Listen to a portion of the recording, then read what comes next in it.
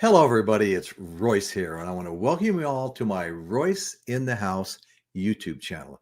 Appreciate each and every one of you being here. I've got a fun show here for you tonight. All right. So, first of all, I'd like to ask you a favor. There's a like or thumbs up button just below the picture. Please hit that. It helps the algorithm identify the show to a wider audience. It really helps a lot. It doesn't cost anything. It just helps the show out. So tonight, we're going to be talking about two of my favorite artists, the Beatles and Bob Dylan. So, okay, then, let's just get right into it, okay? How Bob Dylan's masterpiece changed the Beatles' songwriting. It's 1965, and John Lennon is at the height of his powers as the Beatles reigned supreme over the pop culture explosion. Fresh from the recording Help, the band's best work to date, further fame, fortune, frenzied adulation are inevitable, yet that isn't what occupies Lennon's mind at the time as he sits at home in his Weybridge playing a recording on repeat. Picking up the phone, he calls Paul McCartney and says something along the lines of, "Paul, you've got to come over and listen to this new Bob Dylan single." So Paul was on his way. As Lennon can think of, all Lennon can think of is this amazing song playing on his turntable. He eagerly awaits his buddy Paul. When McCartney arrives, he is greeted with the wail of the greatest counterculture anthem ever written, Bob Dylan's "Like a Rolling Stone." It seemed to go on forever, McCartney recalls. It was just beautiful.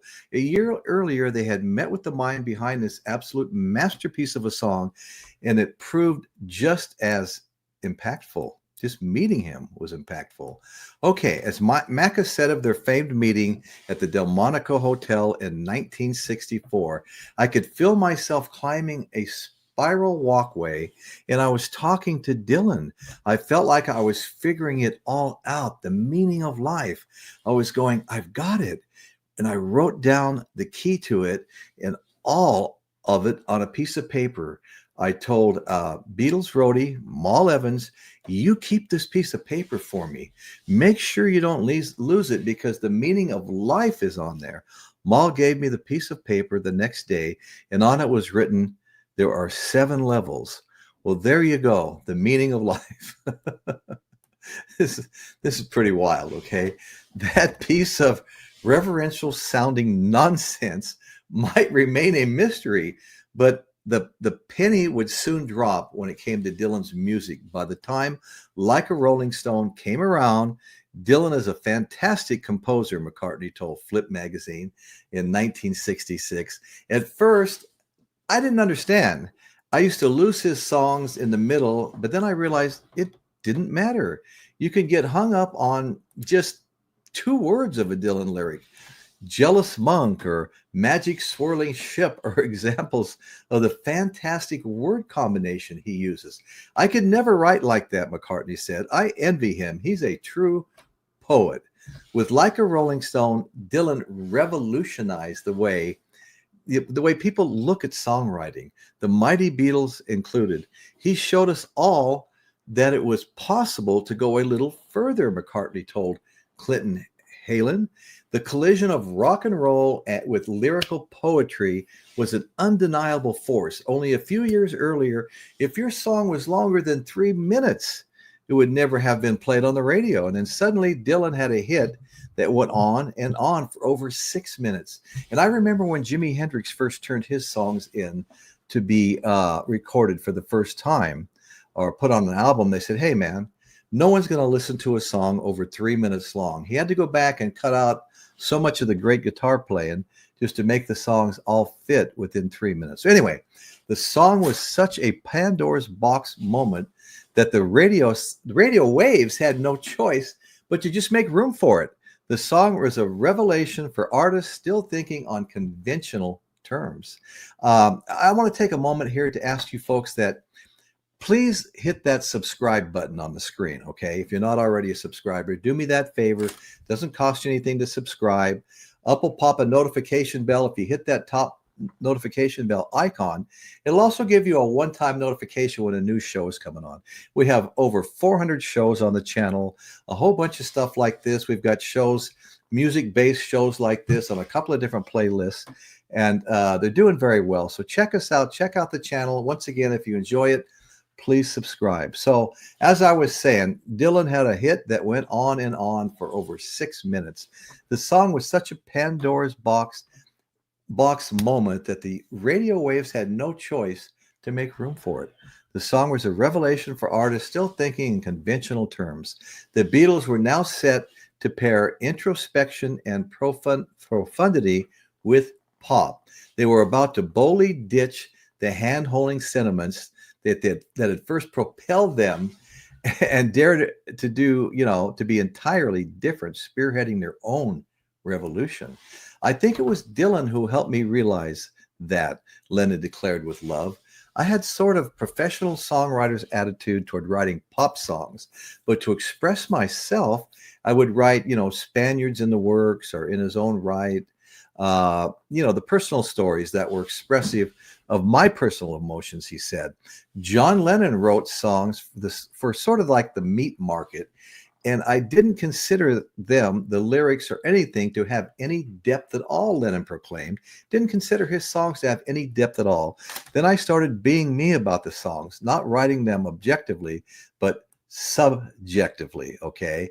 The essence he began to write for himself, and oddly enough, found greater universality in doing so. Okay, so Rubber Soul, the Beatles' next album to come out following Like a Rolling Stone, would feature tracks like Norwegian Wood, a song that even had Dylan stating, "What is this?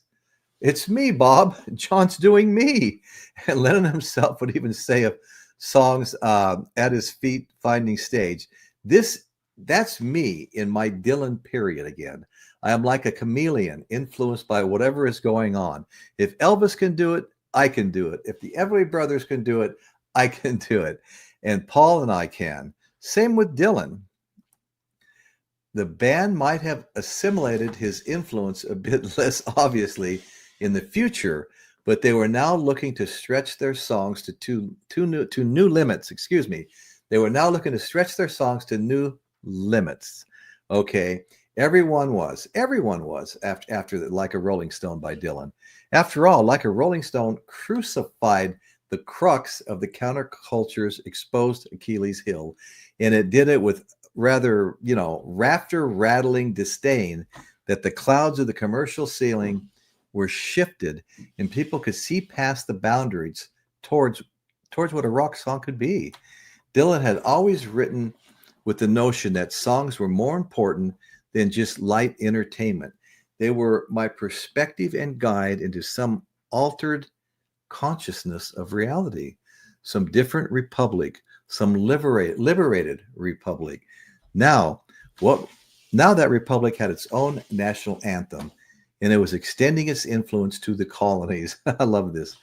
The world would simply never truly be the same with Dylan's cutting intellect, stirring poetry, and the brilliance of the soaring melodies all mingled into one pop culture opus that still delivers a cognizant dose of adrenaline to this day. Oh my God. Yes, it does. I love that song. Okay, excuse me, folks. Okay, so the Fab Four might remain the most influential band in history, but you can see the waterline in their discography. Before Like a Rolling Stone, after, as Dylan redefined their musical outlook with a masterpiece. Any song that forced the Beatles to reconsider their musical stance had to be one hell of a song. And Like a Rolling Stone was just that, one hell of a song. And I'll tell you what, folks, I am a huge Bob Dylan fan. We just did a show on his new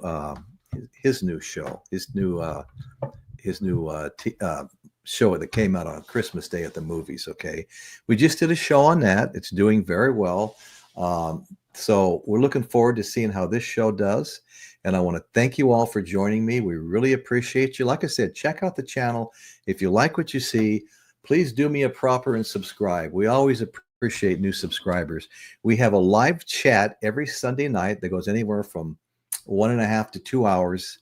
Got a lot of people in the chat. They're all participating, to whatever extent they want to with the panel. There's usually 4 people on the panel. So come join us, man. We really would like to have each and every one of you be a part of the show. So thank you all so much. And that's what's happening in Royce's world today. And we really appreciate you joining us. Thanks once